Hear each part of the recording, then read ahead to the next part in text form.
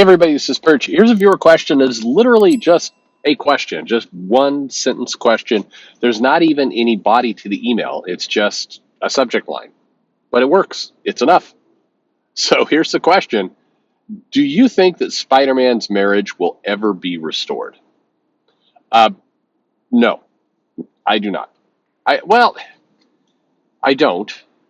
I do think that there's a outside chance that something more significant is going to happen to Marvel as a whole, but in general, no.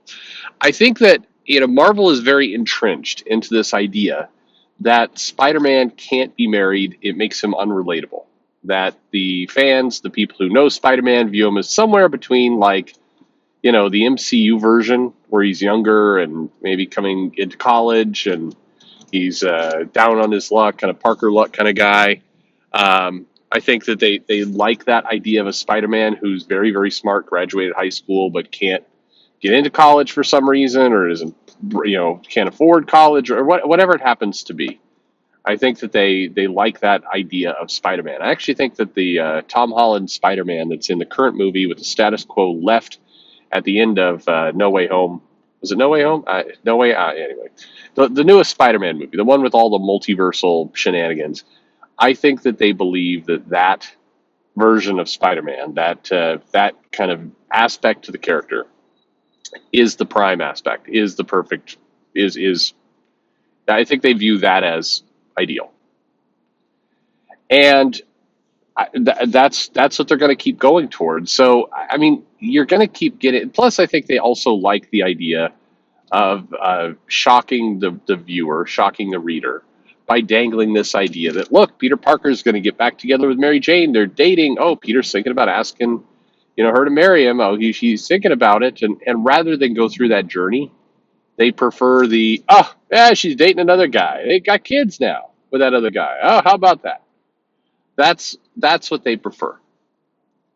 I think that, and I think we're going to play this very clumsy, awkward dance for a long time. I think we're going to leave Mary Jane this new relationship. It's going to be like, oh, but she's with kids now, and you can't just have Mary Jane yanked away from kids, especially kids that seem to like her and everything else like that. I think that they're going to leave that for a bit of time, and then some writers can be like, well, I've ran out of ideas of what to do with her with kids, so we're going to reveal the kids are actually AIM deep undercover operatives or some giant plot from the Chameleon. He's actually they're not real. The robot guy, who knows? They're just going to reveal that it's not real, and then Mary Jane's gonna be heartbroken, and the viewers are going to think, oh wow, this means he can get back together with Mary Jane. But instead, what they're going to do is it's going to be, nope, now she's heartbroken and she went through a really traumatic thing, so she needs her space.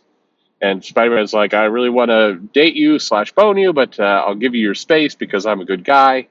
And then she doesn't appear for the comic book for a year or two, and then eventually she comes back, and it's like, oh, are they going to date? Are they not going to date? I don't know. And then Spider-Man's in a weird place right now because he's been hanging out with Felicia Hardy, and that's how it feels like they're going to take it. I don't know. Um, I think that Marvel just likes this idea of screwing around with the reader's expectations. The problem is the expectations that the readers have at this point with Spider-Man is that they're going to be jerked around with the character, and they're not going to actually get a satisfying conclusion to a lot of these arcs. I think that there's a built-in very low expectation of where things are going at this point. So, no, I don't think it's coming back. Now, I mentioned there was an outside chance. I think that the outside chance has more to do with Marvel as a whole and less to do with Spider-Man and his marriage.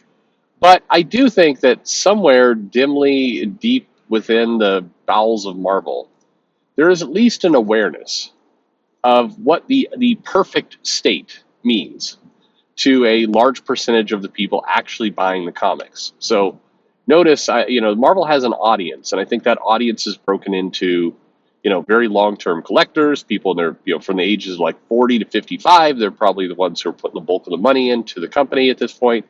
I think they've got people that, the audience on Twitter that they enjoy that doesn't necessarily buy anything, but they give them lots of likes and other things. I think they've got the MCU audience that tries to dip their toe in, but often finds the comics are too expensive and inaccessible based on what they like.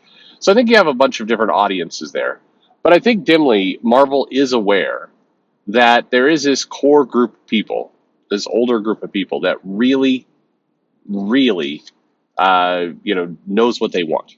And Marvel really, really doesn't want to give it to them. And they've got lots of reasons why. That those reasons are, well, the current writers that we hire have no affinity or relation to that time period, so therefore they don't want to do anything with it.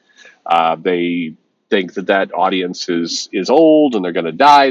There's lots of excuses why they don't want to service that audience. The crazy part is, I think that audience, that 40 to 55-year-old audience, I think what they like would actually appeal to those other groups as well. A lot of time gets spent trying to justify and prove and pull over things, where in many cases this older group that collected the comics and followed along for a long period of time at Marvel, it's not how they're described. That group is not looking for all the characters suddenly to become white, for all the women to get giant tits, and that's not what they're looking for. They're looking for a sense of history and continuity.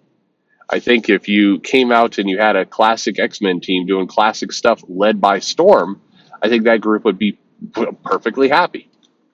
I think that there's lots of so anyway. But Marvel tends to believe that audience is behind the times, and therefore all the they wouldn't understand, and they wouldn't push LGBTQ stuff and all the rest. But again, if you have the outrage over Quicksilver and his husband, didn't I don't there's that didn't really occur. People are okay with that. Not Quicksilver. What about North Star? Jesus, sorry. Oh, there's a bunch of people already frantically typing into the comments like, "What the hell are you talking?" The North Star. Sorry, North Star and his husband. Maybe tomorrow for Quicksilver. No, I'm just kidding. No, North Star.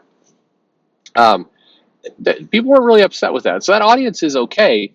And I think if you appeal to that audience, I think it would also be appealing, particularly if you put in as much work as you do justifying the decisions and everything else. It would pull over, or it would go over.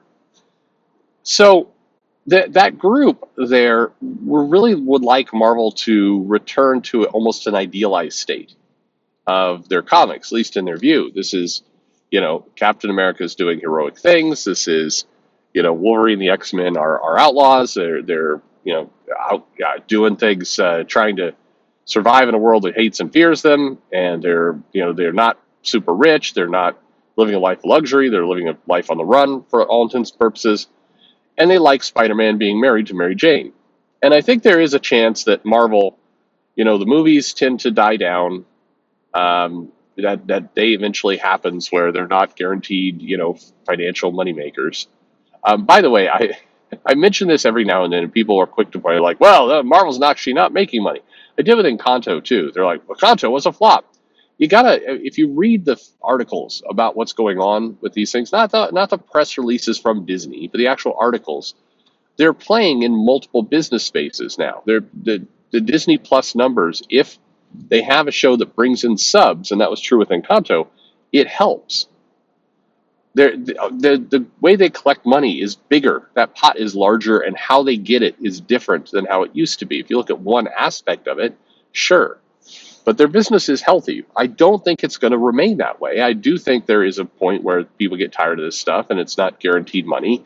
I think Marvel's absolutely flirting with this right now by the fact that you put out a Doctor Strange 2 movie, but you pile in Scarlet Witch and you put in America Chavez and you've got the Illuminati in there, and it's just they're not putting out movies focusing on the characters. Black Panther 2 is going to have Namor in it, and they're going to do a lot with that. Now they are in a bind there with Chadwick Boseman, having been deceased. The Marvels, it's got Captain Marvel in theory, Monica Rambeau, Miss Marvel.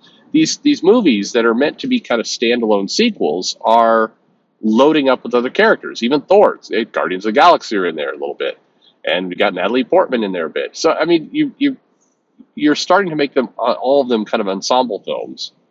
And some people kind of just would like to see, Thor having a good adventure, or Captain America having a good adventure, whatever it happens to be. But everything is becoming a group effort, and I think that's going to burn people out quicker. There's been enough rumblings with Doctor Strange of like, we wanted a good Doctor Strange movie. The first Doctor Strange movie was somewhat of a surprise in how it came about, that it was, it was visually kind of cool to look at, but it was at its core a Doctor Strange film. And so you get the first sequel, and you've piled out a bunch of other things. Anyway, all that, albeit, be it a whatever.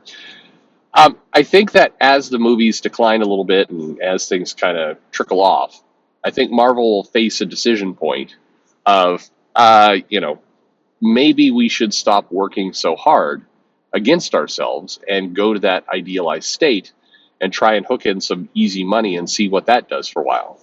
Now, the current leadership absolutely would not support that. But again, if things go south, current leadership may get replaced, and the question will be: is it going to be replaced by a group that's going to say, "No, no, you just weren't attacking and pissing off that core group enough. You need to do it more," or is somebody going to come in almost kind of bored and go, "Okay, people, we're working way too hard to do this stuff," and the answer is right there. Let's just give Spider-Man his marriage back, make a big event out of it, sell 500,000 copies, take the X-Men, get them off the party island, and get them back to being outlaws.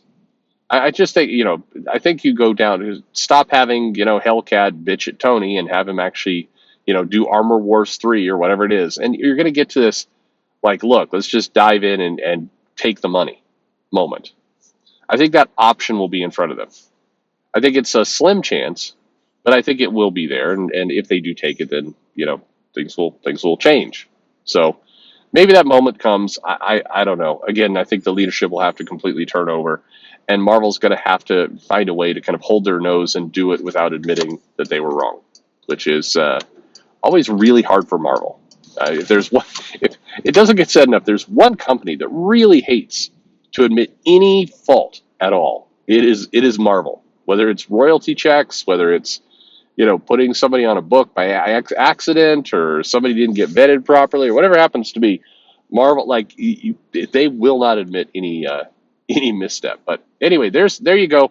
There's my answer. I don't think it's coming back. Personally, I think it's a very slim chance, but it'd be smart if it did. At this point, it would be quite smart. I mean, you see the reaction of people every time they build to it. It's stupid that they keep Charlie Brown unloosing it and pulling the football away every time. I mean, it all leads to apathy. That's a bad outcome. Anyway, thanks for listening.